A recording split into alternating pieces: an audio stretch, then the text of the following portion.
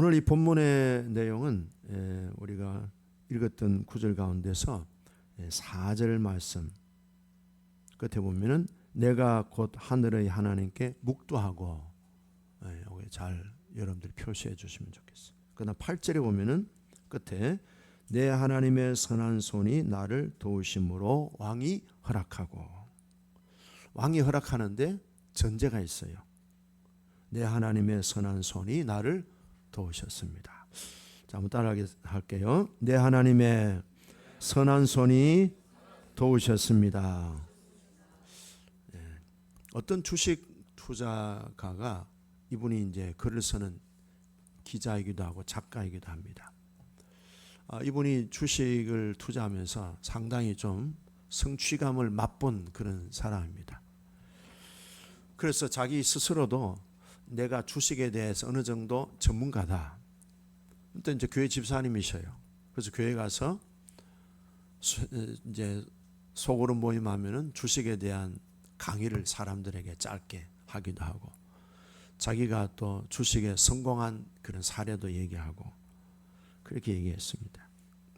그래서 수익률이 꽤 이제 늘어나기도 하고, 어떤 때는 또 바닥을 치기도 하고, 이런 뭐 오르락 내리락 이런 과정들을 겪으면서, 그런 대로 자기는 주식에 대해서 일가견 있는 사람으로 자부를 했었습니다. 그리고 또 교회 열심히 예배도 드리고 또 소그룹 모임도 하는 좋은 그런 교회 일꾼이었습니다. 근데 한 번은 그런 얘기를 하는데, 어떤 분이 이렇게 질문했습니다. 자기한테 왜 주식을 투자합니까? 왜 주식 투자를 합니까? 물었는데 이분이 답변을 하는 거예요. 자, 이 답변을 여러분들이 잘 한번 잘 분별해 보시기 바랍니다. 돈을 많이 벌어야 생활이 안정되고 행복한 삶을 살 수 있기 때문입니다. 어때요? 맞는 것 같아요? 아닌 것 같아요? 긴가 민가 잘 모르겠어요? 예. 어때요? 돈을 많이 벌어야 생활이 안정되고 행복한 삶을 살 수 있기 때문에 자기는 주식 투자한다. 그렇게 얘기합니다. 그랬더니 상대방이 이런 얘기합니다. 당신이 교회 다니는 사람이고 집사님인데 그렇게 믿음 생활한다면 안 믿는 사람하고 전혀 조금도 다른 점이 없지 않습니까? 안 믿는 사람들도 돈이 좀 넉넉해야 생활이 안정되고 행복해질 수 있다고 생각하는데, 당신도 예수 믿는 사람이 똑같이 그렇게 생각한다면 믿는 사람하고 안 믿는 사람하고의 구별이 어디 있습니까? 이렇게 얘기하는 거예요. 그 뜨끔했다는 거예요. 그러면서 이분이 그걸 딱 생각하면서, 야, 그렇구나. 돈이 많아야 좋은 삶을 살 수 있다고 믿는 순간 돈이 수단이 아니고 구원자가 된다. 성경은 하나님과 재물을 함께 섬길 수 없다고 주님이 말씀하셨죠. 돈이 내 삶의 안정과 행복을 책임지는 전부가 되고 있다고 생각한다면 벌써 이 사람은 돈이 나의 구원자, 돈이 나의 하나님의 위치에 있다는 것을 발견해야 된다. 그러면서 이제 이분이 얘기하기를, 내가 돈을 굴리고 있다고 생각했는데 돈이 나를 굴리고 있구나 하는 것을 발견했대요. 이분이 이제 손동준이라는 기자가 그런 얘기했는데요.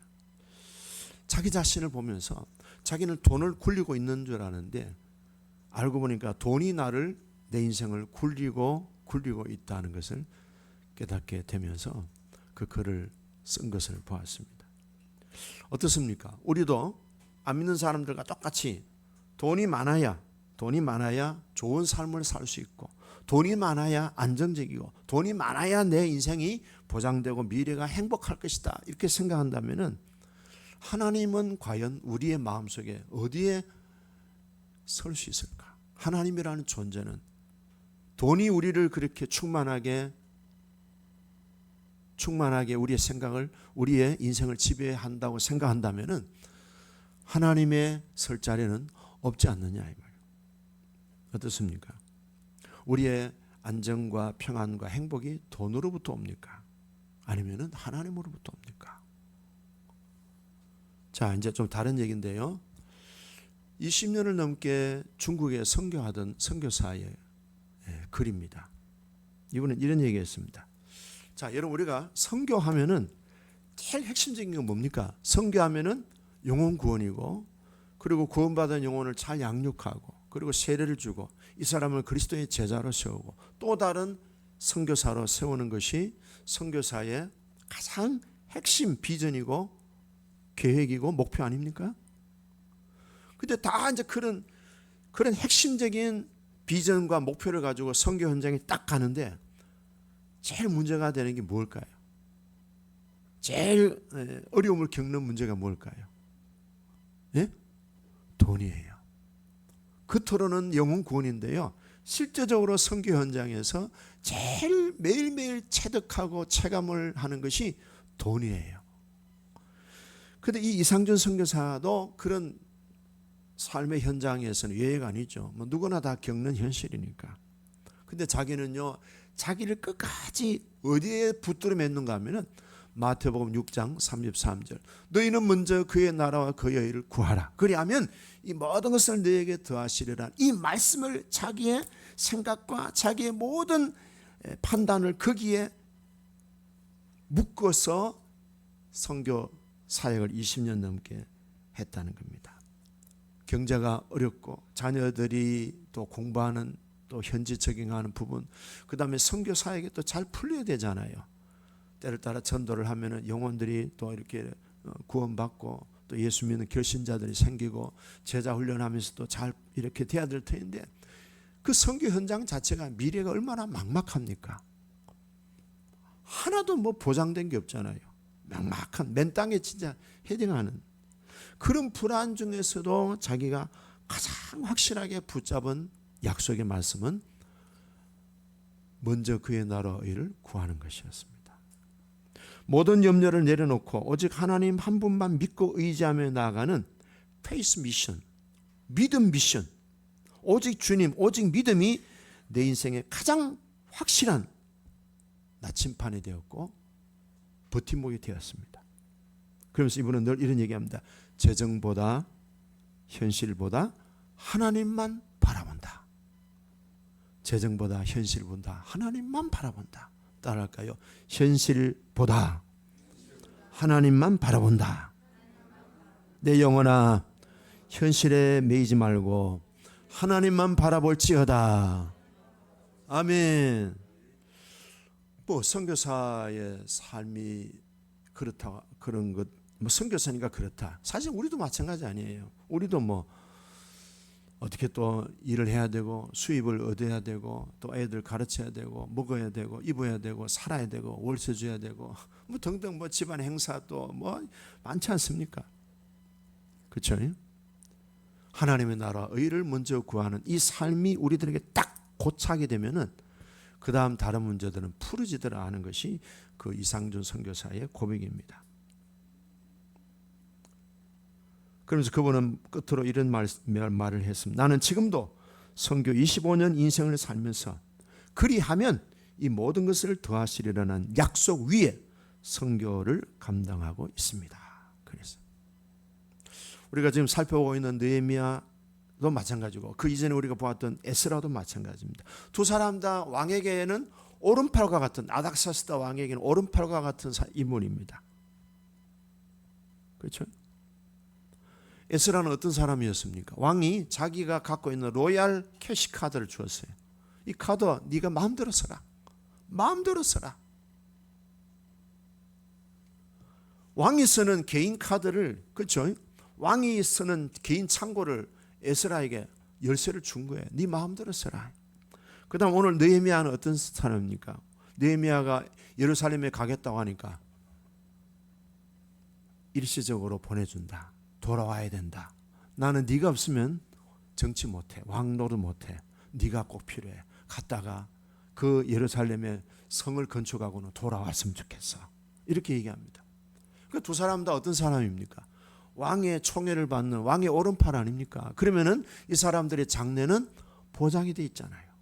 그럼에도 불구하고 그런 보장된 미래의 부귀영화를 다 내려놓고 먼저 하나님의 나라 의를 구하는 마음으로 예루살렘을 재건하고 성전을 다시 재건하고 무너진 성벽을 다시 쌓고 백성들의 그런 상실감과 그런 절망감에게 희망을 주고 위로하는 그런 사역을 이 두 사람은 평생에 그 일에 몸을 담지 않았습니까?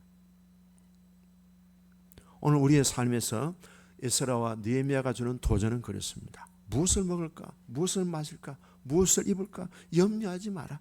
이 모든 것들이 다 이방인들이 구하는 것이다. 너희는 먼저 하나님의 나라 의를 구하면 모든 것은 하나님이 책임져 주신다. 할렐루야. 제가 이제 서울에 와서 공부를 하고 또 목회를 하고 하는데 그때 집사람이 이제 지방에서 이제 직장 생활하고 있었어요. 근데 어느 한 달은 수입이 어떻게 됐는지 돈이 없던 거예요. 이야, 한 달 어떻게 살아야지. 근데 옛날에는 토큰이라는 게 있어요. 토큰. 예. 그죠? 토큰을 가지고 이제 하루에 차를 간대요. 차를 2번 타면은 좀 빨리 학교에 도착하는데 한 번 타면은 3, 40분 걸어가야 돼. 돈이 없으니까. 그래서 토큰만 갖고 진짜 돈 100원 없이 돈 1000원 없이 한 달을 지냈던 적이 있어요. 근데 신기하게 돈이 필요치 않는 상황을 하나님 만들어 주시더라고요. 그러면서 걸어다니고 버스 한 번 타고 학교 갔다가 또 버스 한 번 타고 집에 들어오고 밥은 사 먹을 돈이 없으니까 집에서 계속 뭡니까? 집사람이 사골 뼈다귀를 이렇게 구워줍니다. 구워주고 자기는 또 지방에 내려가고 그럼 그걸 한 4번 5번 우려 먹었어요. 나중에 뼈를 만지니까 바스라질 정도로 우려 먹었어요. 그렇게 한 달 지내면서 제가 느낀 소감이 살 수 있구나. 돈이 없어도 살 수 있구나. 먼저 그 나라와 의를 구하라. 그 나라와 그 의를 그리하면 이 모든 것을 너희에게 더하시리. 할렐루야 아멘. 할렐루야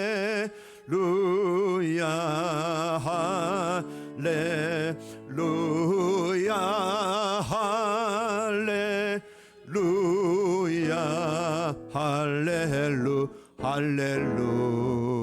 할렐루야. 한 번은 제가 신학대학원에서 이 설교를 부탁을 받아가지고 이제 설교를 하러 갔어요. 학생들이 이제 초청해가지고 헌신 예배를 드리는데 예배를 마치고 하는데 봉투를 하나 주더라고요. 그 당시에는 봉투 한 5만 원 정도. 그래서 제가 받았어요. 받는데 저도 옛날에 신학교 다닐 때 이제 임원을 한 적이 있어가지고 신학생들이 다 가난하고 어려워요. 그래서 봉투를 받자마자 바로 돌려줬어요. 임원들끼리 짜장면이라도 사 먹으라고. 다들 어려운데 괜찮다고. 나는 교회에서 생활비를 받으니까 괜찮다고 5만 원 돌려줬어요. 근데 그때 내 수정에 2,000원인가 조금 있었어요. 근데 이제 그때 대학원 다닐 때인데 저녁값이 1,800원이에요. 그럼 얼마 남아요? 그냥 받고 올 걸 괜히 내가 오지랖 들어가지고 돌려줬네. 2,000원밖에 없어. 받고 올 걸. 그럼 좀 더 3,000원짜리 좀 비싼 거 먹을 수 있는데. 그런 생각이 언뜻 들더라고. 그래가지고 1,800원짜리 이제 저녁을 먹고 이제 교실에 와서 앉아 있는데 콜이 왔어요. 조 목사님, 학교 직원이 저한테 오면서 학생처장님이 목사님 보자입니다. 나 또 가슴이 뜨끔해져. 혹시 내가 또 레포트를 잘못 냈나 싶어가지고 또 두근두근하고 갔는데 그 학생처장이 장학금이라고 딱 주더라고. 얼마 준 줄 알았어요? 50만 원짜리 딱 10장 10만 원짜리 10장을 딱 주면서 장학금이라고. 5만 원 줬는데 얼마 들어왔어요? 50만 원. 여러분 기본이 10배입니다. 하나님의 나라와 일을 구하시면. 이런 경험 많이 했어요. 제가. 집에 가면 좀 잔소리 듣지만은 이렇게 그때그때 하나님 주시는 감동을 따라 했더니 그래. 하나님의 나라와 일을 먼저 구하는 사람들 하나님께서 반드시 책임져 주실 줄로 믿습니다. 아멘. 오늘 이 본문은 어떤 내용인가 하면요. 1장에서 우리가 느헤미야가 자기 동포에 대한 예루살렘에 대한 황폐한 그 불행한 소식을 듣잖아요. 그때 느헤미야가 너무 마음이 아파했어요. 그 슬퍼하고 울면서 금식하면서 며칠을 기도하다가 며칠 있다가 하나님께 기도하잖아요. 그죠? 기도한 내용이 5절에서 11절 내용입니다. 자, 기도한 제목이 뭐라 그랬죠? 내가 왕 앞에 가서 아닥사스다 왕 앞에 가서 나를 예루살렘으로 보내주시기를 바랍니다. 내가 예루살렘으로 돌아가는 것을 왕은 허락해 주시기를 바랍니다. 그걸 기도한 거예요. 수일 동안. 그 짧은 내용이지만 뭐 서론적인 것도 있었지만은 짧은 그 핵심 내용을 하나님께 구하고 드디어 오늘 2장에는 그 기도가 어떻게 풀어지고 어떻게 하나님이 응답해 주시는가의 그 과정을 우리들에게 잘 보여주고 있습니다. 자, 이 사람의 직업이 뭐죠? 왕의 포도주를 담당하는 술 맡은 책임자입니다. 어떻게 볼 때는 술 맡은 사람이라서 맨날 술만 먹는 줄 아니에요. 이 사람은 정책 의논하는 왕의 멘토 같은 사람이에요. 그래서 왕이 이 술 맡은 느헤미야한테는 자기 속내를 다 털어놓을 정도로 깊은 그런 교제를 이루는 오른팔과 같은 친구 같은 멘토 같은 형제 같은 그런 관계입니다. 그래서 술을 이제 포도주를 왕에게 따로 주는 거죠. 사전에 자기가 시식을 해야 되잖아요. 그 당시에 왕을 독살하는 사건들이 많으니까 자기가 먼저 먹고 괜찮으면은 주는 거예요. 그 왕이 이제 검증받은 포도주를 먹는데 이 얼굴을 보니까 느헤미야가 수심이 가득한 거예요. 그래 물었어요. 자네 오늘 왜 그런가? 왜 그렇게 얼굴에 근심이 많아 보이는데 무슨 일 있는가? 그랬는데 느헤미야가 얘기합니다.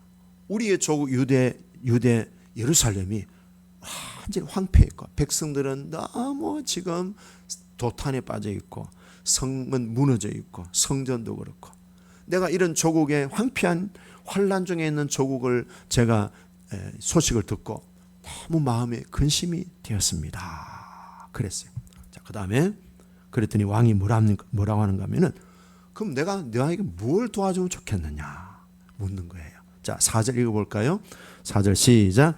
왕이 내게 이르시되 그러면 네가 무엇을 원하느냐 하시기로 내가 곧 하늘의 하나님께 묵도하고. 자, 묵도라는 이 뜻은 아시겠죠? 짧게. 지금 왕 앞에 있는데 길게 장시간 기도할 수 없잖아요. 어쩌면은 몇 초 안에 기도해야, 몇 초 만에 끝내야 되는 기도예요. 짧게 하는 거예요. 기회가 왔다는 거죠. 왜냐하면 그동안에 계속 기도하고 준비했잖아요. 자, 기도하고 준비한 것에 대해서 지금 왕한테 지금 얘기하면 왕이 다녀오너라 허락을 해줘야 되는 거잖아요. 핵심 그거잖아요. 근데 이 말을 꺼내기 전에 다시 한번 묵도하는 거예요. 한번 따라할까요? 다시 한번 묵도합니다. 짧은 시간입니다. 뭐라고 기도했겠어요? 주님 도와주세요. 제 입술을 주장해 주세요. 사실 1분도 안 되고 몇 초, 그죠? 몇십 초. 뚝딱, 뚝딱, 뚝딱. 아마 한 10초 정도도 안 될 거예요. 번개처럼 기도하는 화살 기도를 했겠죠. 한번 따라할까요? 주님 도와주세요. 주님 도와주세요. 주님 도와주세요. 예, 간단하지만 총체적인 핵심을 담고 있는 기도. 주님 도와주세요. 아무리 권세가 높은 왕 앞에서도 느헤미야는요 기도하는 시간을 갖습니다. 그런 걸 보면 느헤미야는 기도의 사람이었습니다. 이 사람을 오늘의 이 순간까지 이 사람이 왕의 오른팔이 되기까지 이 사람의 인생을 그렇게 다듬어 갔던 모든 과정에서 기도를 빼고는 이 사람을 논할 수 없는 사람이죠. 그리고 이 사람은 항상 하나님께 마음이 열려있는 평소의 모습을 보여줍니다.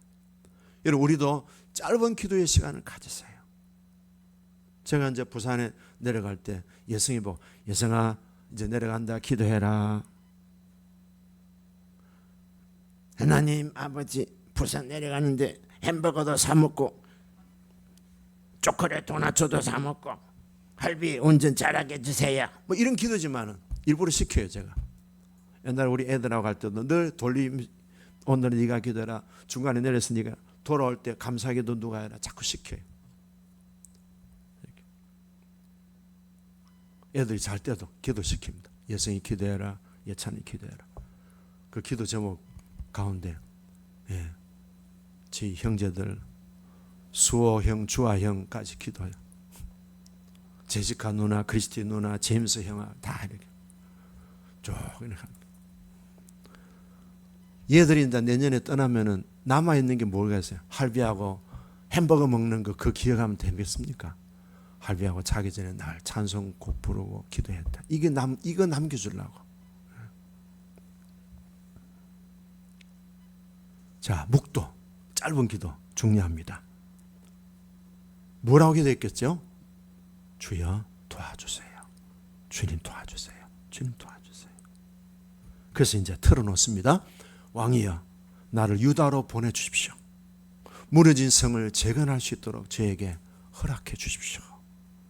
자, 그렇게 했더니 어떻게 됐습니까? 6절 보시면은 그때의 왕후도 왕 곁에 앉아 있었더라. 왕후가 앉아 있다는 말은 무슨 말입니까?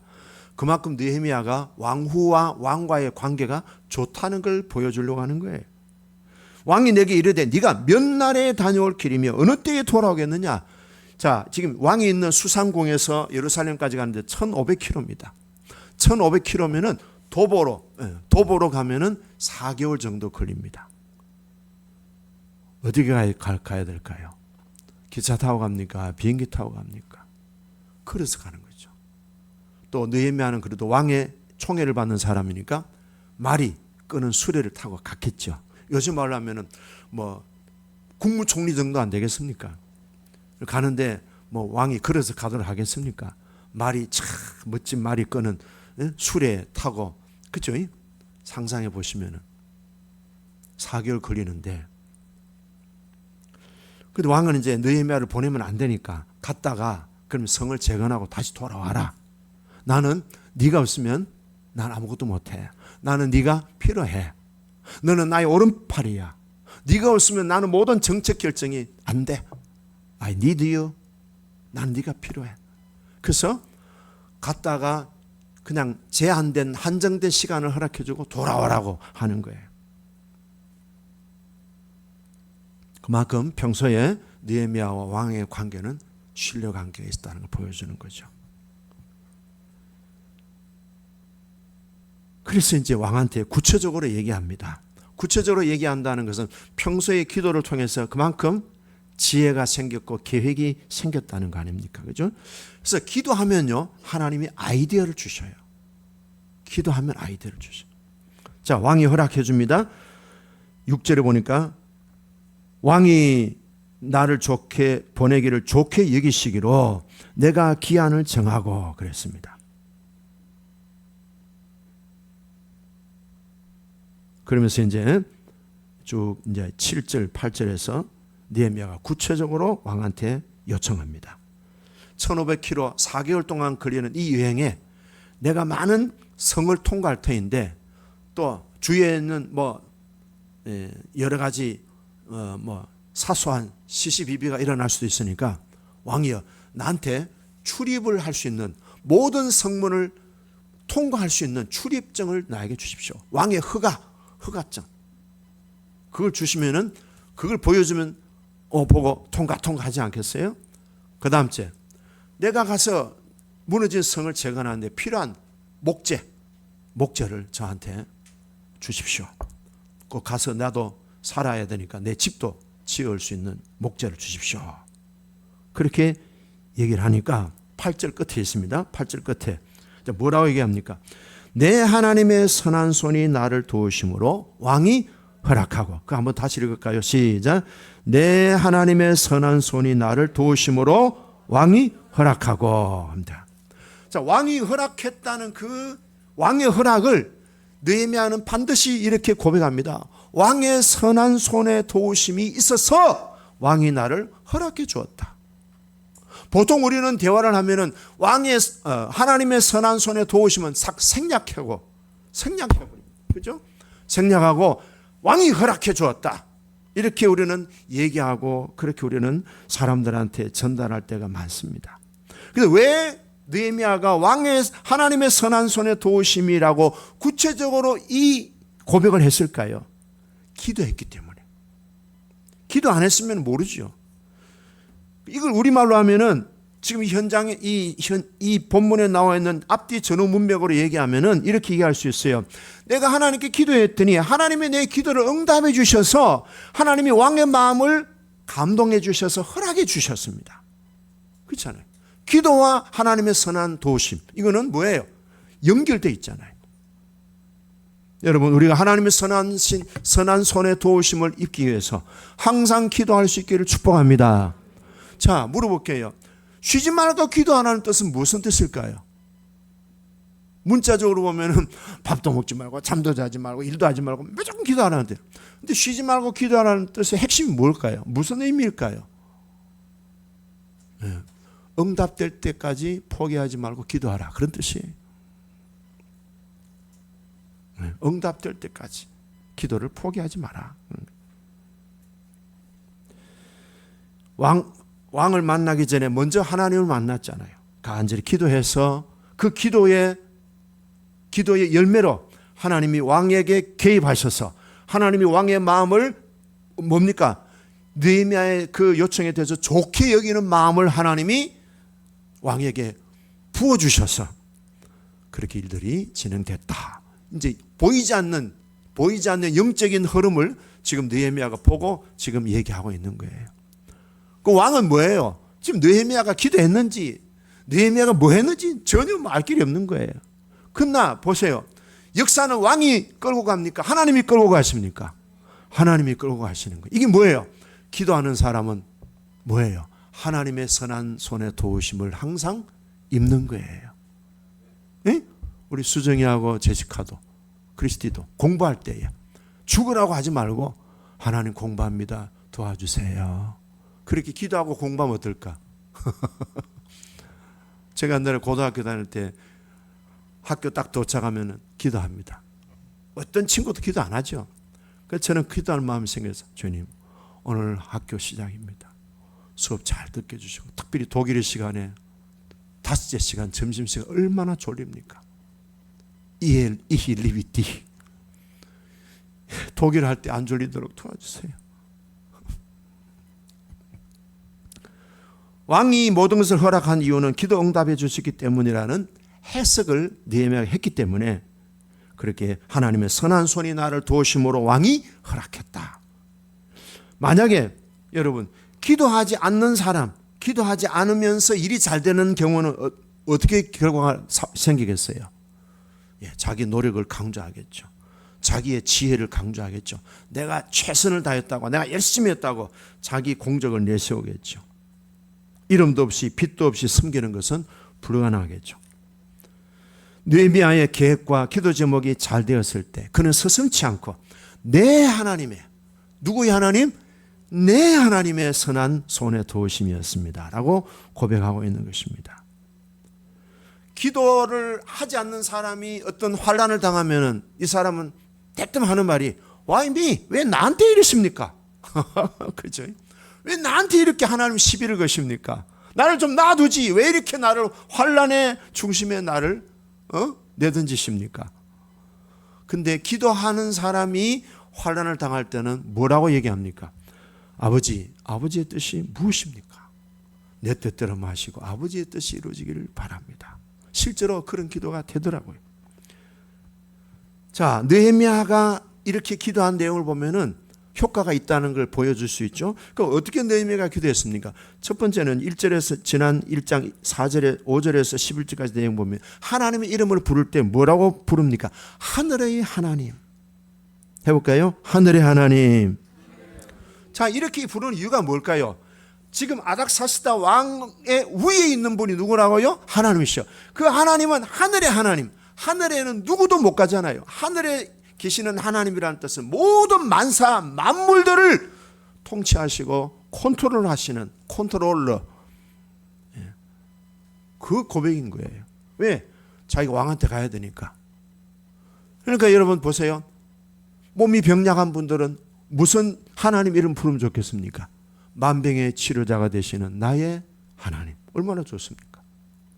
또 경제적으로 어려움을 당하면 기도하면 되잖아요. 우리에게 풍성한 생명을 부어주시기를 기뻐하시는 내 아버지 하나님. 할 수 있잖아요. 또 뭐 머리가 안 돌아가면 지혜와 총명으로 우리를 이끌어 주시는 하나님 아버지 하시죠. 그 다음에는요, 하나님의 약속을 제시하고 회개하고 그 다음에 하나님의 성품을 또 제시합니다. 긍휼의 하나님, 인자와 자비가 풍성하신 하나님.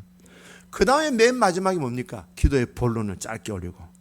오늘 본문에 보면 또 느헤미야의 기도는요, 짧은 쇼트 기도를 잘합니다. 여러분 우리도 쇼트를 잘 보는데 쇼트 기도의 대가가 되기를 축복합니다.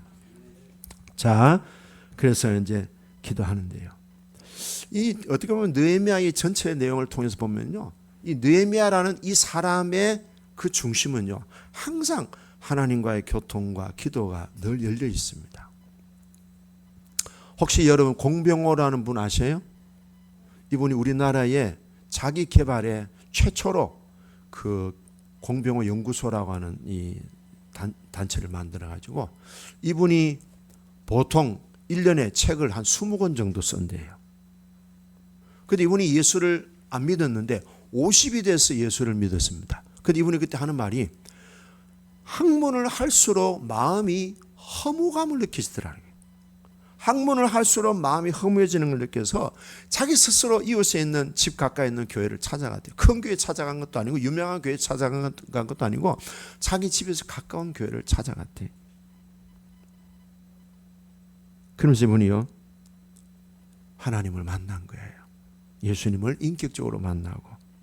그러면서 이분이 하는 말이요, 내 하루 생활 가운데, 내 일주일 생활 가운데 가장 행복한 시간은 기도하는 시간이다. 그래. 그러면서 이분이요, 기도하는 시간이다 하면서 그 기도하려면 뭐가 중요한가? 이분은 세상의 잡다한 소리 안 들리게 하려고 콘택트 렌즈를 우리가 보면은 그 케이스가 있잖아요. 거기다가 이분은 귀마개를 늘 듣고 다닌대. 전철안이나 사람들이 있는 시장이나 자기는 귀마개를 딱 끼고 가면은요, 완전한 지성소의 기도에 사로잡힐 수 있대요. 기도할 때, 그래서 이분은 이런 얘기합니다. 기도할 때 하나님 자기에게 창조적인 지혜를 주신대요. 그래서 책에 대한 아이디어가 나오고 강연에 대한 아이디어가 나오고요. 혹시 이분에 대한 유튜브나 책도 읽어보시면 좋습니다. 에스겔서 36장 37절에 오면은 바벨론 포로에서 하나님이 이스라엘 백성들을 이제 다시 본국으로 돌아오게 하는데 하나님께서 그들을 다시 회복시키시고 무너졌던 성읍을 다시 세우면서 에덴 동산과 같은 나라로 다시 세워주겠다고 약속하셨습니다. 근데 그 약속의 조건이 있어요. 뭔가 하면요, 구해야만 이루어 주리라. 구해야만. 그래서 우리의 인생도 보면요, 국가적인 문제나 개인적인 문제나 우리 어떤 닥친 여러 가지 계획이나 목표, 이런 모든 것들이요, 우리가 기도하는 대로 하나님은 우리의 기도를 따라서 일을 하시고 기도를 따라서 문을 열어주시고 기도를 따라서 하늘을 열어주시는 것을 볼 수 있습니다. 요새는 AI가 대세인데요, 우리나라에 이제 한 10년만 더 지나가면요, 80-90%의 이제 인력 시장이 없어진대요.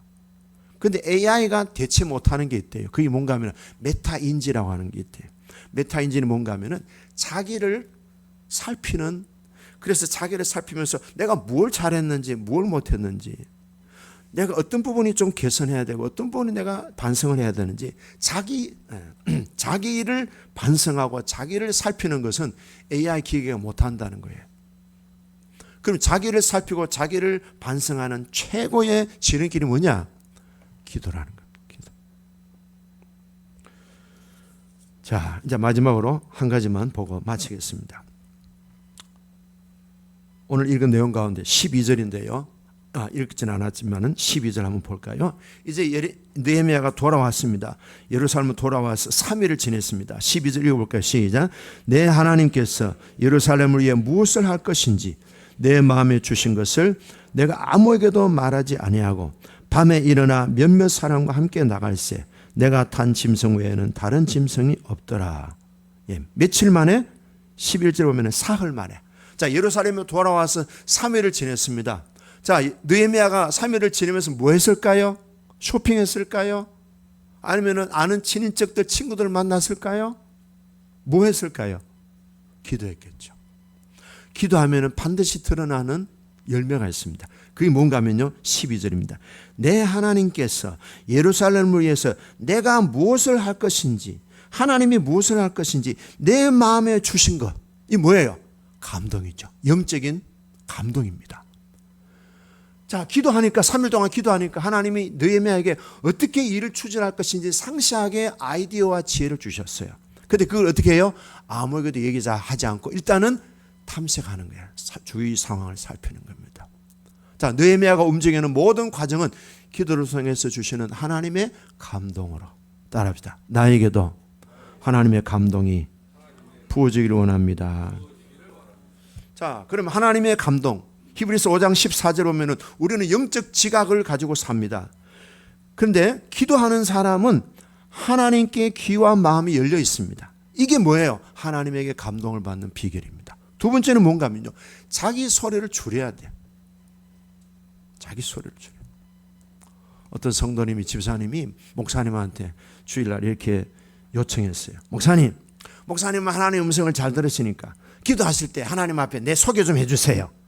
그리고 목사님, 하나님이 나에게 뭐라고 말씀하시는지 그걸 다음 주일날 저한테 알려주세요. 네, 그렇게 하겠습니다. 다음 주일이 됐습니다. 집사님 목사님한테 물었어요. 목사님, 하나님 앞에 제 소개했습니까? 했습니다. 뭐라고 말씀하셨어요? 네, 집사님, 주님께서 전화를 걸었는데 성도님이, 집사님이 계속 통화 중이랍니다. 전화 좀 끊으랍니다. 하나님의 음성을 들으려면 세상의 소리, 자기의 소리를 끊어야 들을 수 있습니다. 이 은혜가 우리 모두에게 있기를 주의 이름으로 축복합니다. 기도하겠습니다.